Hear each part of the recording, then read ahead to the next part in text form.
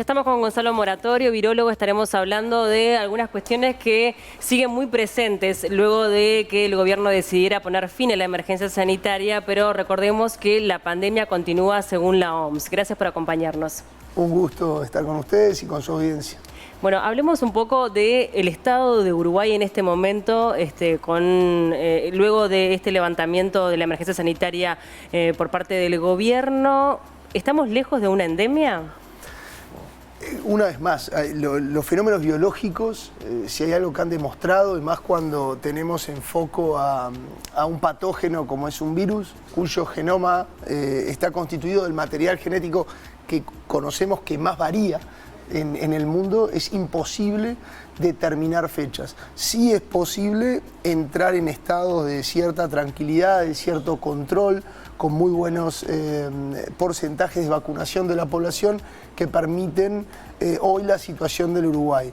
Pero también es importante destacar que en estos momentos en donde existe, por ejemplo, un gran porcentaje de individuos vacunados y por lo tanto una presión muy fuerte por parte de nosotros hacia el virus para que el mismo no ingrese, es que hay que seguir apostando y reforzando lo que es la vigilancia genómica, entendiendo, por más que sea poco, lo poco que hay, qué es, por dónde entra, claro, y cómo está siendo de alguna manera esquivo o no a las defensas que generamos para poder responder rápidamente, ¿no? Pero volviendo, perdón, a lo de endemia, ¿podemos explicar qué es una endemia y por qué todavía no estamos en esa fase? Bien, lo primero que la audiencia tiene que saber es que una endemia, uno piensa, bueno, buenísimo, estamos en una endemia y es positivo. Y no, y las endemias son causadas por enfermedades que son realmente muy devastadoras. Por ejemplo, la malaria es endémica y causa miles y miles y miles de muertes en lugares anualmente.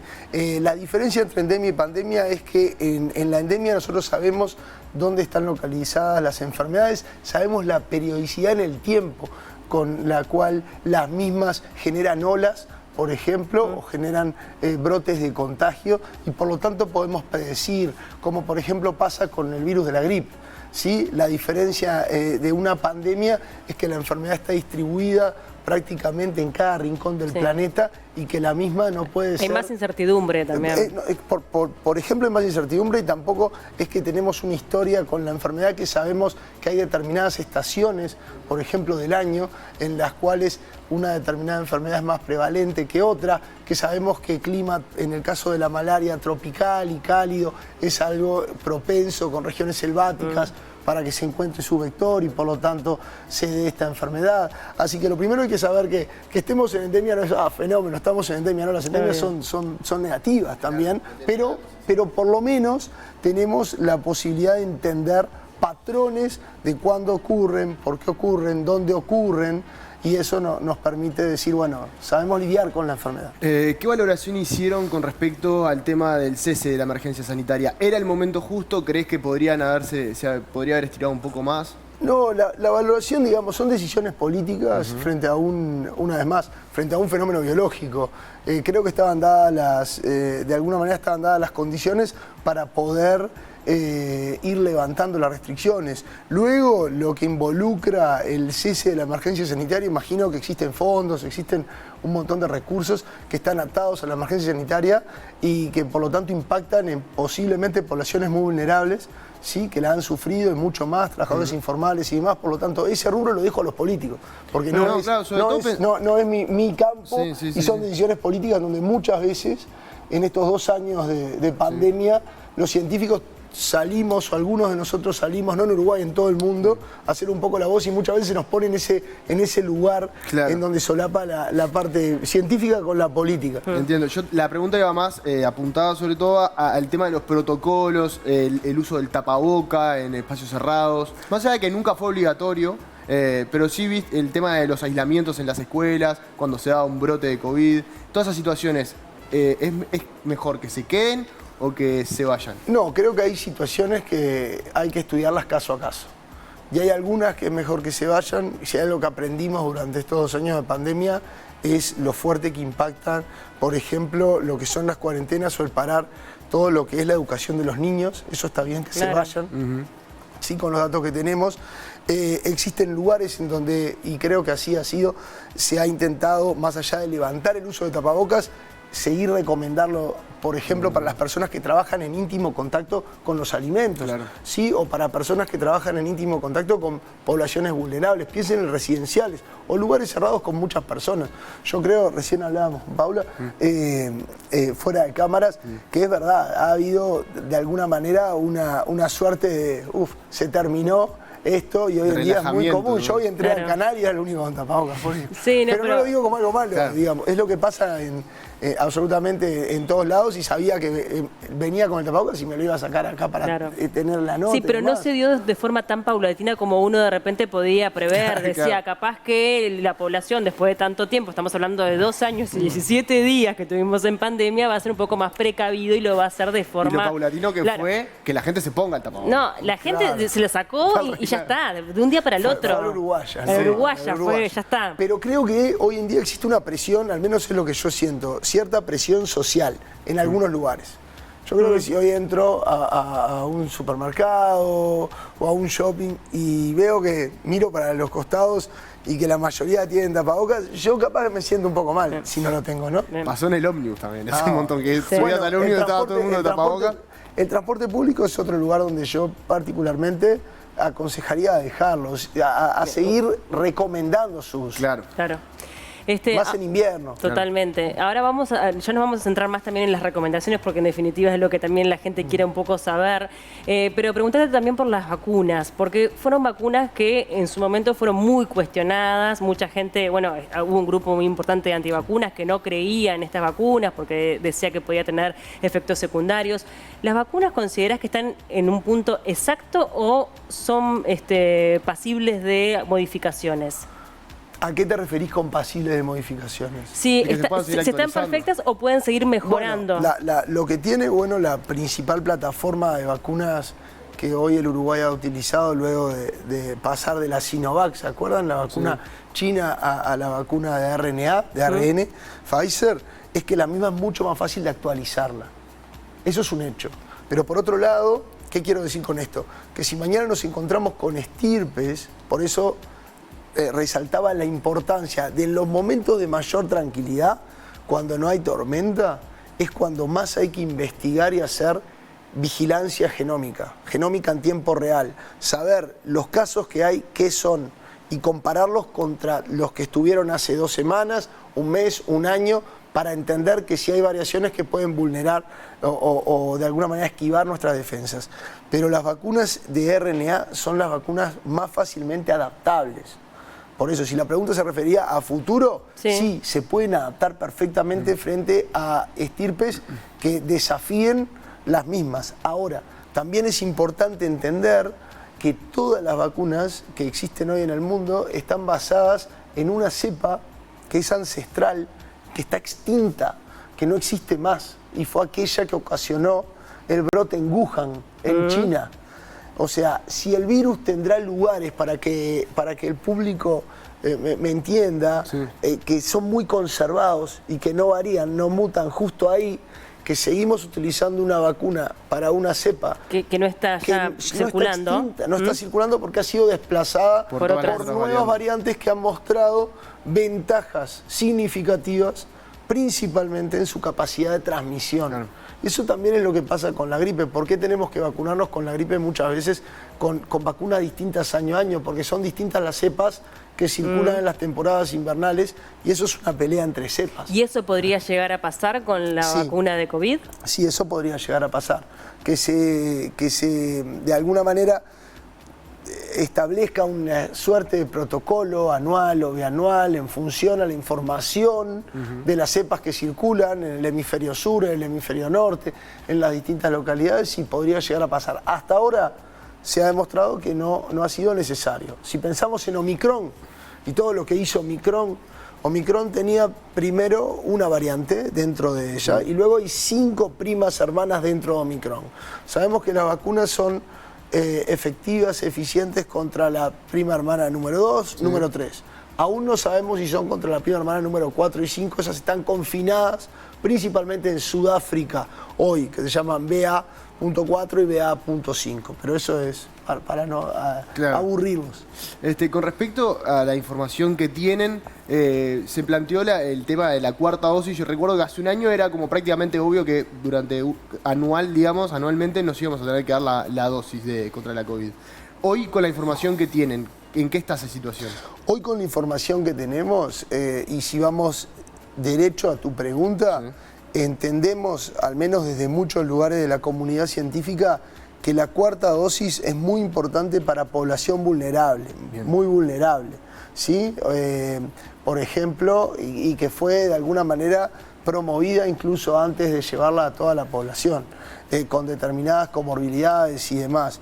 Hoy la información que tenemos es que así como salimos a hacer una campaña muy fuerte por la tercera dosis y que realmente la diferencia era significativa, era importante entre las defensas generadas por 2 dosis o las 2 dosis con la tercera dosis, y eso nos permitió amortiguar el impacto de una variante que tal vez nos olvidamos ahora, pero hizo estragos en el mundo, y fue la variante Delta. Sí, claro. Que el Uruguay realmente no la sintió. El gran golpe al país fue la P1, sí, hoy Gamma, ¿no? Sí. Pero con la cuarta dosis vemos que es principalmente a población vulnerable, y recién ahora empiezan a salir estudios que indican que luego de 3, 4, 5 meses de la tercera dosis, alguna situación que todos tenemos hoy en día, la cuarta dosis podría jugar, pero no como jugó la tercera dosis con respecto a la segunda. Claro. Bien, obviamente que es un virus que ya ha demostrado que ha ido mutando con todas estas variantes que hemos mencionado. ¿Esto puede seguir ocurriendo? Totalmente, ¿Futuro? es natural, Va a pasar.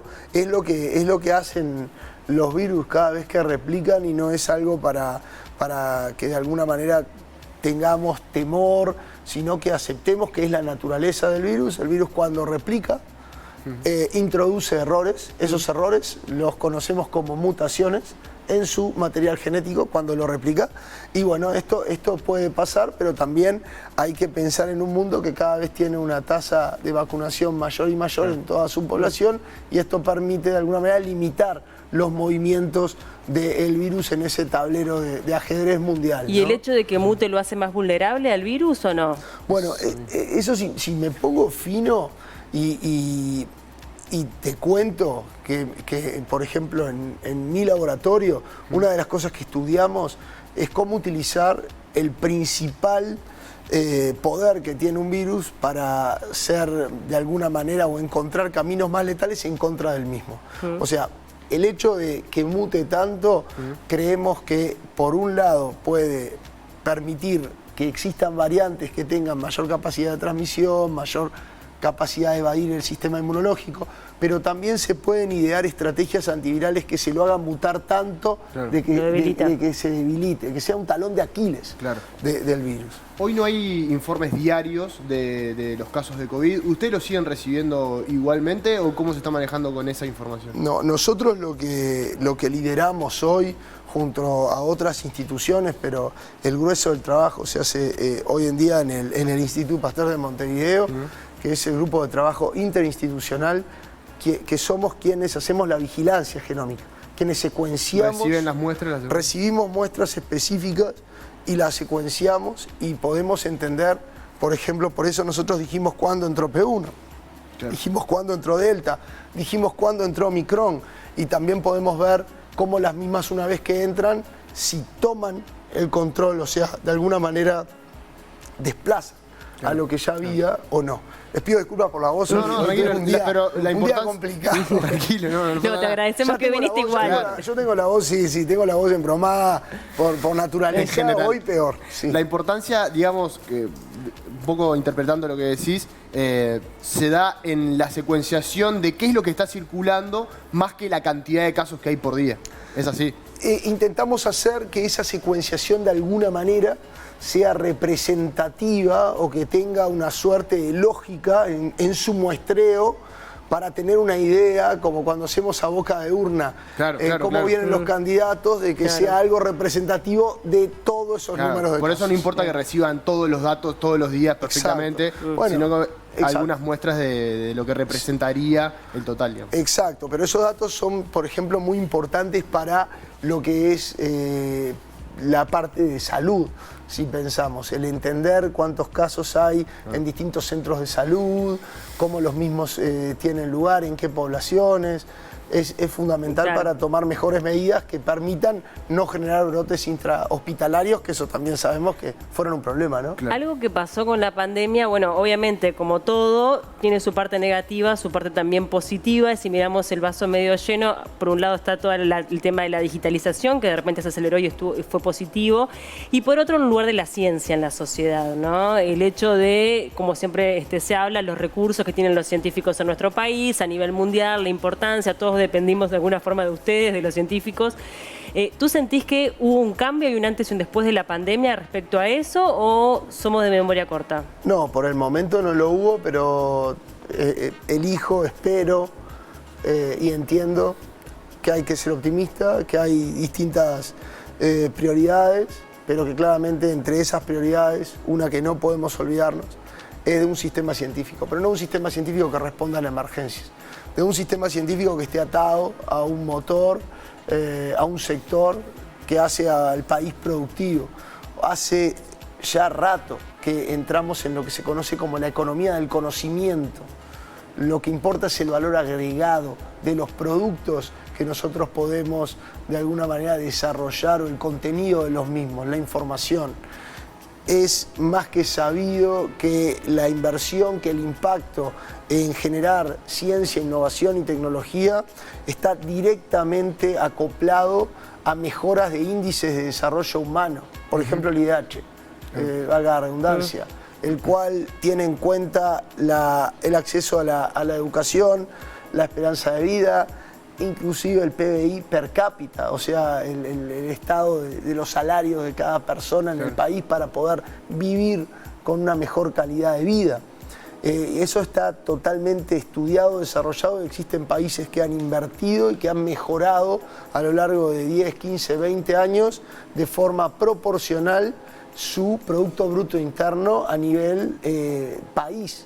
Entonces la idea es, en un planeta en donde hoy todo lo ambiental sí nos llama muchísimo la atención, los fenómenos climáticos, lo que hace la globalización, el poder utilizar la ciencia para de alguna manera hacer todo desarrollo humano más sustentable, más amigable con el ambiente, más eficiente y mejor, es clave si no nos queremos quedar en la prehistoria. Y ese tren ya pasó y ahora con la pandemia está pasando. Piensen en la digitalización, como decías, o en todo lo que se ha logrado de la virtualidad.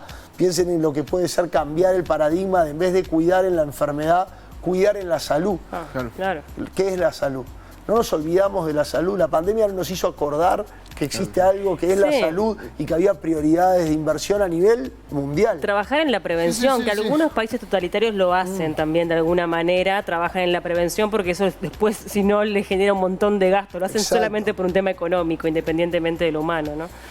Te quería preguntar, en base a esta situación de qué es lo que deja la pandemia, me parece que la COVID puso en el ojo mediático a los científicos y les pedía explicaciones y me parece que en tu caso en particular se dio que había como fluidez a la hora de comunicar, pero no así en todos los casos, ni todos los científicos tenían esa facilidad para comunicar.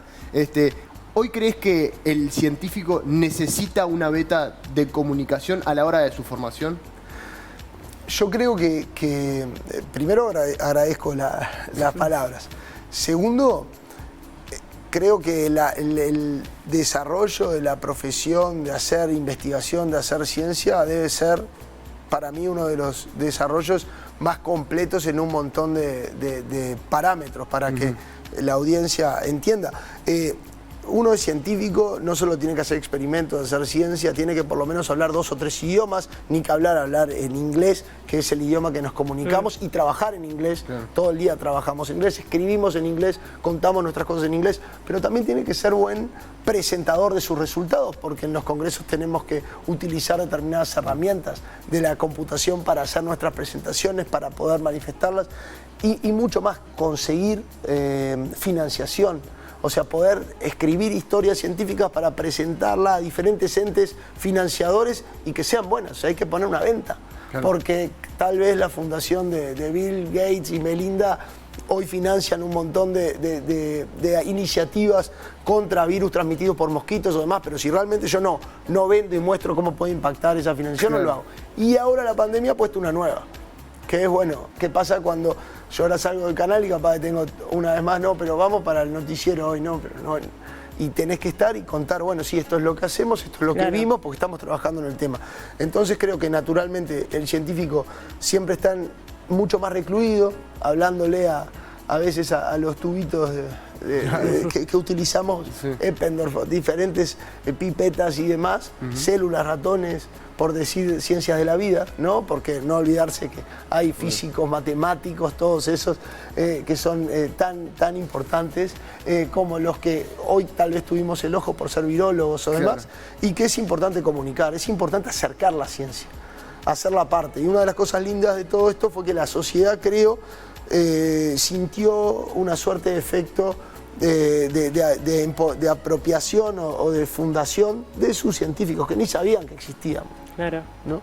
Sí, es un trabajo que hay que hacer, como dijimos, de forma paulatina y de alguna manera también estaría buenísimo que haya un tema de inversión a modo país. Ni que hablar. ¿no? Y también impactar en el sector privado. Claro. Esto no se trata de ir únicamente a pedir, no, se trata de que existan también políticas, ni que hablar, desde el Estado y demás, que incentiven al sector privado como se hicieron históricamente, por ejemplo, con la industria de la información y la tecnología, el software, ¿sí? Que promuevan. Hay que mirar la ciencia como muchas veces los desarrolladores o cabezas de la industria del software miran el software en algunos aspectos. Claro. Hay que hacer que la ciencia sea una política de Estado y no del gobierno de turno.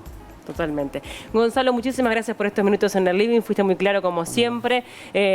Usar tapabocas es como la recomendación, ¿no? Cuando uno siente que es un espacio que está viciado, que hay aglomeración, es cerrado. Sí, ahí, ni que hablar. Creo que se puede hoy alternar un poco y bueno, y llevarla en estos momentos de mayor tranquilidad. Gracias por tu tiempo. No, por favor, gracias a ustedes.